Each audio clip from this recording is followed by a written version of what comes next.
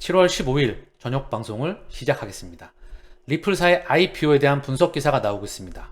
이제 소송, 그리고 각 거래소의 재상장, 리플사의 IPO가 남아있죠. 하나하나가 사실 작지 않은 모멘텀입니다. 리플의 획기적인 법적 승리로 리플사의 IPO 및 XRP 3달러를 위한 길을 연다. 게임 체인저 인 더 오프링. 린다 존스라고 하는 업계 전문가가 분석 기사를 썼습니다. 리플의 추정 가치는 XRP 대규모 에스크로 보유를 고려할 때 현재 가치보다 훨씬 높을 수 있다. 리플사는 IPO를 고려하고 있다. 소송의 종료가 되면 IPO를 고려한다고 언급을 했었죠. 브래드 갈링하우스가. 자, 그러면서 리플사의 가치를 보게 되면 현재 장외시장에서 현재 주가는 35달러로 추정된다. 기업 가치는 57억 달러이다. 그러나 에스크로 물량에 있는 XRP의 가치를 상당히 지금 무시한 것 같다. 그 가치를 고려를 하면 리플사의 실제 가치는 1070억 달러에 달할 수가 있다. 현재 가치의 약 20배에 해당한다. 그러면서 예전에 코인베이스 성공적인 IPO 차이점에 유사점을 그려서 XRP가 소송에 유리한 결론을 내리면 리플사의 주가가 급등을 할 수 있고, 특히 XRP가 이전 최고치인 3.59달러를 되찾는다면 더욱 그렇다. 자, 리플이 엔비디아 및 애플과 같은 거대 기술 기업과 유사한 가치 평가에 도달하여서 잠재적으로 5천억 달러의 가치가 있다고 제안한다. 에스크로 보유액이 1,500억 달러로 증가한다. XRP의 가치가 급등한다면. 자, 그래서 IPO로 가는 길. 지난 4월에 비공개 로드쇼를 개최해서 주요 월가의 기관 투자자들을 구했으며, 이는 IPO를 앞두고 투자자의 심리를 평가하기 위한 전략적인 시도로 인식되었다. 자, 지난번에 언급이 되었었죠. 최고 월스트리트 투자회사 리플의 IPO 로드쇼에 참여하였다. 자, 그러면서 폭스 비즈니스의 저널리스트인 엘리나 테레스는 리플이 잠재적인 투자자를 유치하고 리플의 IPO에 대한 관심을 불러일으키기 위해 4월에 비공개 로드쇼를 주최했다고 밝혔습니다. 그녀는 월스트리트의 평판이 좋은 수많은 기관 투자가가 행사에 참석한 것으로 알려졌다고 언급했습니다. 자, 그러면서 트윗을 남겼는데요. 엘레나 테레스 트윗입니다. 같이 보면 좋은 분석, 더 빨리 IPO를 할 것이라고 생각하는 이유는 2023년 4월의 애널리스트와 프라이빗 로드쇼 미팅. 두 번째, 나쁜 IPO 시장에서 현금이 필요하지 않은 회사만 IPO를 할 수가 있다. 즉, 시장이 하반기에 폭등 장세가 예상이 된다. 금융시장의 안정 기반 위에서 IPO가 진행이 돼야 IPO를 진행하는 회사 입장에서는 자금 조달이, 그리고 시가총액을 높게 평가받을 수가 있겠죠. 고로 이것과 맞물리게 되면 하반기 폭등 장세를 어느 정도 예측해 볼 수가 있겠죠. 그리고 소송이 끝나면, 모멘텀, 소송이 끝나면 강한 수요가 생길 것입니다. 즉, IPO가 다가온다.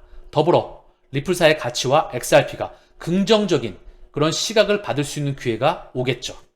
자, 그러면서 이 기사의 마지막 면에 소송에서의 승리는 리플과 더 넓은 암호화폐 시장에 중대한 영향을 미칠 수 있습니다. 그것은 리플사의 IPO를 위한 길을 열어서 그것의 인기를 높이고 잠재적으로 XRP의 가치를 오랫동안 기대했던 10달러 마크로 끌어올릴 수 있습니다. IPO, 하나의 중요한 모멘텀이 되겠죠. 핵심은 근데 뭐다? 소송에 대한 종료, 코인베이스 더불어 주요 거래소의 재상장, 그리고 리플사의 IPO, 핵심은 뭐다? 마지막이죠. 스위프트 더불어 펀더멘탈, 혈관과 파트너십과 그 스위프트 2.0에 대한 망이, CBDC와 이 망이 미친듯이 확장해 나가는 게 진짜 찐이라는 것이죠. 우리가 말로 홈런을 때릴 수 있는 그 펀더멘탈 말입니다. 리플 가격 모멘텀 하루 만에 사라졌나? SEC 항소 가능성으로 인해서 규제 전쟁은 아직 끝난 게 아니야. 폭스 비즈니스의 기자가 이날 트위터에서 리플의 법정 승소 가능성에 대한 불확실성이 남아있다. 자, 그런데 SEC, 리플 판결 항소 여부를 언급을 거부하고 있다. 그 폭스 비즈니스 기자에 따르면. 자, 이런 뉴스는 끊임없이 나올 겁니다. 그리고 시장을 컨트롤하기 위한, 그리고 불안감을 조성하기 위한 도구로 사용하겠죠. 두 발짝, 세 발짝 떨어져서 보면 뭐다? 쇼다. 그리고 그냥 도구일 뿐이다. 지난 2년간 시달려 왔다. 이미 도착지는 정해져 있다. 미친 듯이 전 세계의 설계자와 기득권과 쩐주들은 이미 정해놨습니다. 방향을. 처음부터. 그렇기 때문에 많은 개인들이, 많은 사람들이 여기 참여하기를 원하지 않습니다. 그 의도를 읽었다면 이제 이런 부분들은 필터링이 될 수가 있겠죠. 그쵸? 방송 때마다 그 펀더멘탈에 대한 부분, 혈관이 확장해 나가는 부분, 하루가 멀다 하고 파트너십이 확장해 나가는 부분을 언급드려 왔습니다. 새로 구독하신 분들이 있으셔서 제가 반복해서 또한 언급을 드릴게요. 자, 코인베이스의 법무 책임자가 SEC 소송에서 이길 것이다. 코인베이스가. 리플의 승리로 가능성이 자기도 높아졌다. 그런 말을 하고 있습니다. 인터뷰에서 리플의 부분 승소가 거래소의 법적 방어 논리를 더욱 강화해줬다. SEC와의 법정 다툼에서 승리를 예상한다. 최근 리플에 대한 법원 판결 이후 SEC 소송에서 더욱 자신감을 갖게 됐다. 소송에서 이길 것이라고 생각한다. 리플 판결 전에도 이길 것이라고 생각했지만 이번 판결 이후 더욱더 확률이 높아졌다. 블랙록 CEO가 암호화폐 국경을 초월한 글로벌 통화 가치 높다. 이 말은 뭐죠? 블랙록 CEO가 역설적으로 언급을 하는 겁니다. 통화 시스템이 완전히 패러다임이 바뀐다. 통화 혁명이 일어나고 있다. 지금 우리에게 일생일대의 기회가 오고 있다는 것을 알려주고 있습니다. 이거를 읽어내야죠. 그쵸? 전 세계 기득권의 최정점에 있는 그 블랙록 CEO. 그쵸? 물론 우리는 이들 뒤에 있는 사람들의 의도를 읽어내야 됩니다. 근데 결국 하나로 귀결되더라. 코인베이스, 독일 이용자 대상 XRP 거래 서비스를 지원한다. 코인베이스 에셋 공식 트위터를 통해서 독일 거주자를 대상으로 한 XRP 거래 서비스를 지원을 시작한다고 공지했다. 이제 독일 이용자들은 코인베이스 웹사이트와 애플리케이션에서 XRP 매수, 매도, 전송, 자산 보관 등 서비스를 이용할 수 있다. 자, 카카오페이가 해외 간편 결제 가속화에 이어서 한국은행 CBDC 후속 사업에 적극적으로 참여한다. 한국은행 디지털화폐, 중앙은행 디지털화폐 CBDC 모의 시험 이후 후속 사업에도 적극 참여 의향을 갖고 있다. 환전 결제 보험까지 한 번에 카카오페이로 해결한다. 자, 한국은행의 CBDC 이 부분은 카카오의 자회사인 그라운드엑스와 함께 진행을 해봤습니다. 더불어 카카오페이 이 부분이 연결이 된다. 사실 한국의 CBDC뿐만 아니라 전 세계의 CBDC는 하나로 연결됩니다. 다만 소매형 CBDC 국가, 도매형 CBDC 국가, 도매형과 소매DC를 같이 하는 CBDC 국가, 여기에 온라인과 오프라인에서 같이 작동을 해야 되겠죠. 그렇죠? 더불어 카카오페이, 카카오뱅크는 태국에 진출을 하였습니다. 태국의 SCX, 지주회사이죠. 태국 시암은행과 파트너십을 맺고 확장해 나간다. 태국 시암은행이 어디이죠? 바로 리플의 투자사 중에 하나입니다. 즉, 전 세계는 연결이 이미 다 되어가고 있다. 아시겠죠? 그렇게 연결 구도를 보시고요. 전 세계 페이망 또한 위챗페이, 알리페이, 한국의 카카오페이, 네이버페이, 그리고 미국의 구글페이, 애플페이, 인도의 페이티엠, 결제망은 사실 전 세계가 하나로 다 연결이 됩니다. 참고사항으로 이야기가 나왔으니까 잠깐 언급을 드리죠. 최근에 홍콩과 싱가포르이 상당히 많이 주목을 받고 있죠. 미디어에서 연일 떠들어주고 있습니다. 사실 대중들에게 블랙록 CEO와 마찬가지로 힌트를 주고 있는 거예요. 어쨌든 중국의 CBDC 플랫폼, 싱가포르 최대 은행인 DBS입니다. DBS는요, 싱가포르의 삼성전자라 봐도 무방합니다. 싱가포르 시가총액 1위 기업이에요. 이 뒤엔 누가 있다? 테마섹이 있다. 얘는 블랙록의 5대 주주 중 하나입니다. 사실 다 연결된다고 언급을 드렸죠? 자, 이 DBS, CBDC 플랫폼을 통해서 중국 CBDC가 연결이 됩니다. 그리고 또 하나가 뭐죠? 중국의 CBDC는 위챗페이와 알리페이를 통해 보급이 되고 있죠. 이 위챗페이와 알리페이는 동남아시아 송금기업 2C2P와 카타르 국립은행 QNB가 연결이 됩니다. 얘네들은 다시 리플렛으로 연결이 되죠. 또한 싱가포르 DBS 은행을 통해서 CBDC가 현재 연결이 된다. 이 말은 뭐죠? 미국, 유럽, 중국, 일본이 다 연결됨을 의미합니다. 더불어 중국의 CBDC 지갑에 바로 BNP 파리바가 참여했다는 소식 또한 언급이 되었었죠. 그쵸? 그리고 SBI, JP모건, DBS 이미 CBDC 플랫폼을 싱가포르를 통해서 많이 준비하고 있더라. 그 말은 뭐다? 전 세계는 이미 카카오페이, 한국의 CBDC를 넘어서 이미 하나로 연결되는 작업을 오래전부터 해왔다. 그렇기 때문에 뭐다? 정리를 하면 출발지는 이미 여기를 할 때부터 설계가 정해져 있었다. 이 설계를 수정을 해나가면서 도착지는 정해져 있다. 다만 이 가운데 끊임없는 수백 번, 수천 번의 흔들기만 있을 뿐입니다. 아시겠죠? 이 마라톤을 여러분들께서 저는 완주하시길 바랍니다. 왜냐?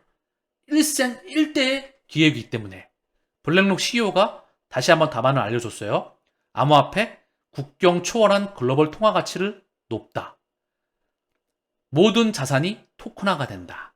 이 말이면 게임이 끝난 겁니다. 분명히 눈치를 까셔야 돼요.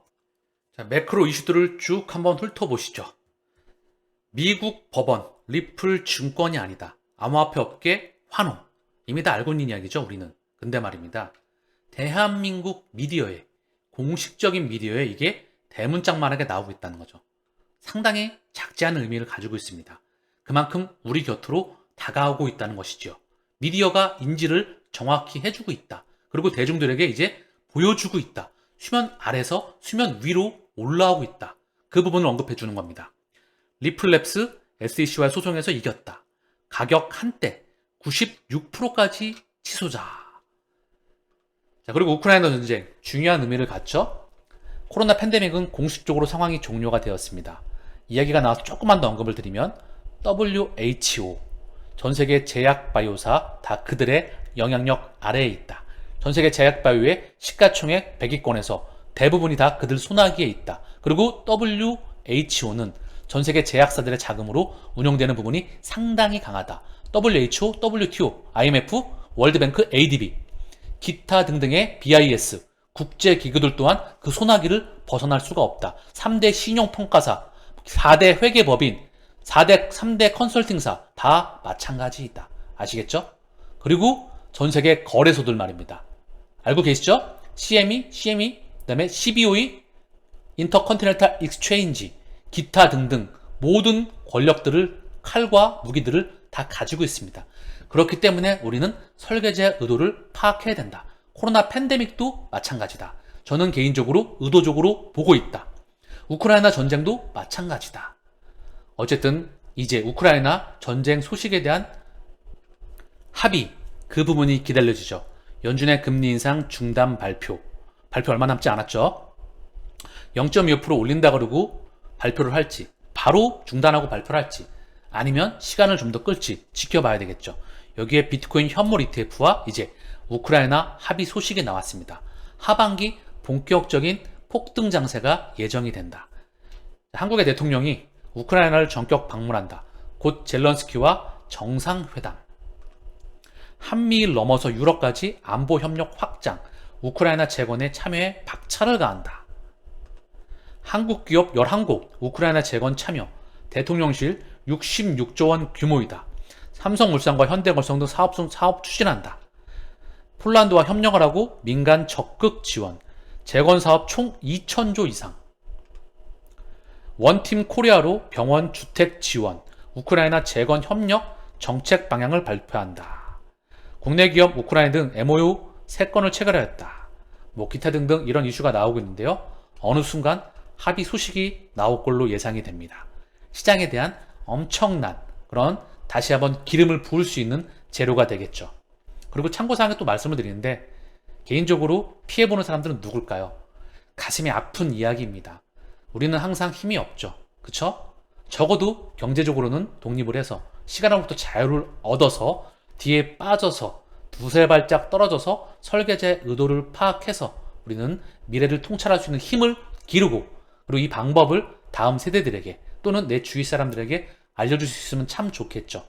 이 방송을 통해서 여러분들이 통찰력을 배우신다면, 또는 미래를 볼 수 있는, 경제를 읽을 수 있는 눈을 기르신다면 많은 주위 사람들에게 알려주시길 바랍니다. 자, 페드의 대표 매파, 미국 중앙은행의 대표적인 매파 인사인 센트루이스 연은 총재인 제임스 블러드가 사임을 하였다는 소식입니다. 자, 미디어에서는 이렇게 얘기하고 있는데, 중요한 건 뭐죠? 우리는 FOMC, 여기에서 매번 0.25%냐 0.5%냐 동결이냐 금리에 대한 부분을 집중하고 있죠. 양적 완화, 양적 긴축 어떻게 되는 거냐? QE, QT 뭐 이런 거에 관심이 많습니다. 물론 얘네가 발표를 하고 공식적으로 미디어를 통해서 보도가 되고 있죠. 페드 뒤에 페드 와이어, 그쵸? 구닥다리 시스템입니다.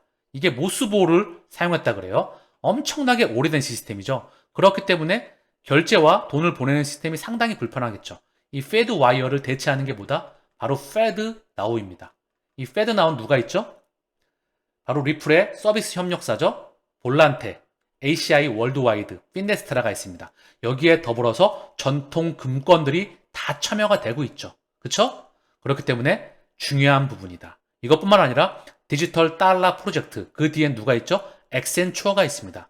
리플의 파트너사이자 리플의 직접적인 투자사, 그리고 패스트 페이먼트 카운슬, FCP, 빠른 전자결제 회의, 즉 여기에서도 XRP를 끊임없이 언급을 하고 있더라. 더불어 더 클리어링 하우스라고 하는 청산 시스템, 오래된 곳입니다. 여기에 또한 그들의 뿌리가 깊더라. 여기에서 또한 XRP와 리플렛이 언급되더라. 즉 설계는 끝이 났습니다. 아시겠죠?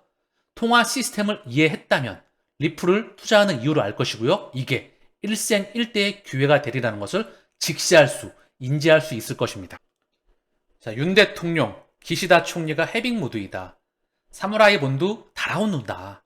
한국투자증권에서 국내 증권사 최초로 엔화 표시 채권 발행에 성공하였다. 외야 자금 조달처 다변화. 자, 얼마 전에 한국과 일본이 바로 통화 수합을 체결했습니다. 상당히 8년 만에 100억 달러 규모의 한일 통화 수합풀을 복원하기로 합의하였다. 이제 여러분들은 오래되신 분들은 아시고요. 처음 보셨던 분들은 이해를 못하시니까 이 통화 스프는요. 한국과 일본 간에 마이너스 통장을 체결하였다는 겁니다. 엔화와 원화 간에. 그쵸? 그러면 엔화에 대해서 굉장히 자금줄이 좀 좋아지겠죠? 그쵸? 국제결제 통화를 확보하는 거니까. 중요한 건 달러와 원화가 통화 스와프를 맺었다. 이게 굉장히 중요하겠죠.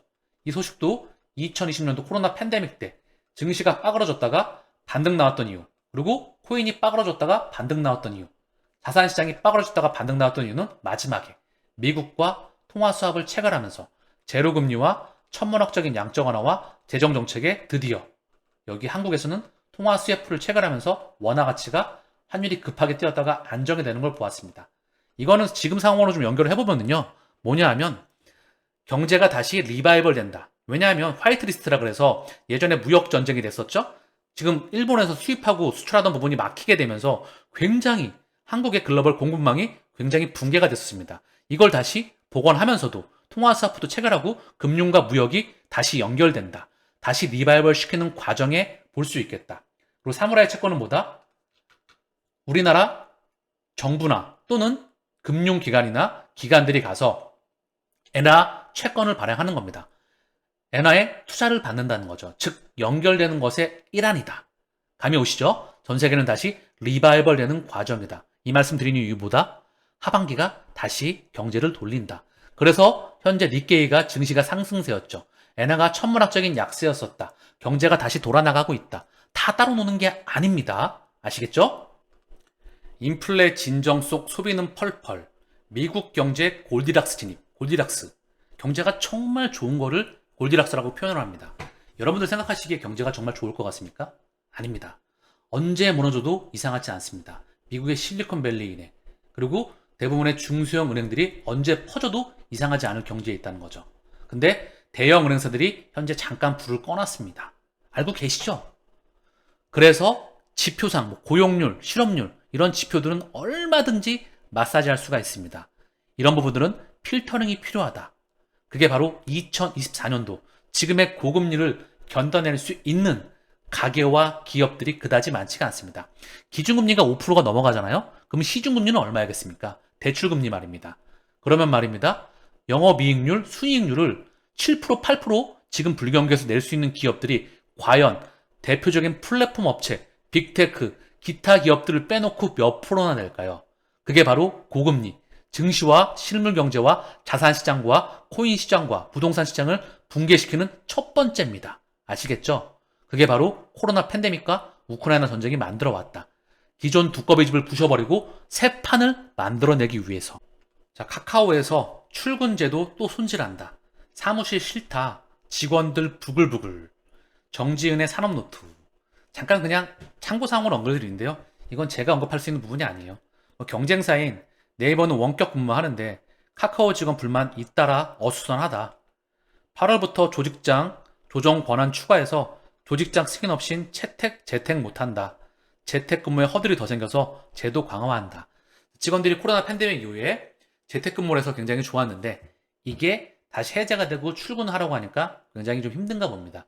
그래서 제가 할 말은 아닌데 그냥 웃자고 하는 말입니다. 이거는 다 입장 차이가 있고 저는 순간 잠깐 이런 생각이 들었어요.